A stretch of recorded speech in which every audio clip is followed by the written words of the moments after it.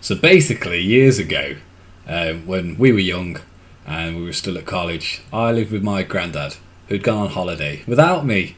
Can you believe that, Dan? Yeah, he didn't like you very much. There is that. Anyway, I decided to invite Dan and a few other friends around for a few drinks and other bits and bobs. I know where this is going. It was oh, damn it. It was a pretty standard get together. Have a few beers, listen to music, and just chill out, basically. And this was back in the day when I still smoked, and we'd gone outside for a cigarette, minus Dan, because Dan didn't smoke. He was a good boy. But he had quite a few drinks by this point. And we were sat on the bench in my back garden, just having a smoke, having a chat, and then Dan comes staggering out with a bag of raw runner beans, just shouting how much he loved them, before slumping on the lawn and eating the whole bag. Yeah. Bear in mind, most of this just story is like stuff that other people have told me, because this was like you say, it was this sort of, these sort of normal, if you're in America or Australia or whatever, you'd do it on the beach, with a big campfire or whatever. In Rugeley, you don't have access to that kind of stuff. But that was the first time I actually got drunk. That was the first time I got drunk. Wow. Yeah, honestly. And it was, I think I was so excited for the fact that I was just like, oh my God, I'm going to have a sleepover with like some cool college friends. A sleepover? Basically, yeah. And pillow fights and all that sort of stuff. Braiding each other's hair. Yeah, exactly. Yours was long enough, jeez. But we went to fucking Quick Save and bought like 4 crates of beer or whatever it was. And we put them all in the freezer so they'd cool down quicker, so we could drink them quicker. And I know I'd had about 10 within like 40 minutes. Like, I was just like, let's fucking do this. Didn't quite realise what my limitations were. And like you say, I was pretty much fucking gone for the rest of the night.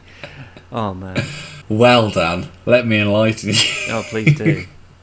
So Dan sat on the lawn eating his runner beans, just as you do. And then he just got up and he was like, I'm still hungry. And he just slumped off and staggered into the house. I went back in and I could smell burning. And I've come into the kitchen, and Dan had turned the oven on, put his empty packet of beans in there, and just closed the door. No, I hadn't. Oh, yes, you did. No, I didn't. I'd fucking Yes, made toast. It was toast. It was toast. Yeah, I remember the bits I remember from it, but I was trying to make something that I was inventing that very night called Daniel toast, which is basically you toast the bread on one side, then you take it out of the oven, or I don't know what was in the oven. Was there a grill in the oven? Yeah. Okay. It was. Yeah. So you grill the one side of the bread. Then this is where it gets clever. Then you take it out. Then you butter the other side of the bread, and then you put it back in, and like the butter sort of just gets super hot and like just melts through. But this took place over about 20 minutes. So it didn't work out that well. No, they basically just turned into like slabs of slate. Yeah, which you still ate. Yep, that I do also remember. To prove a point. Daniel toast does not work.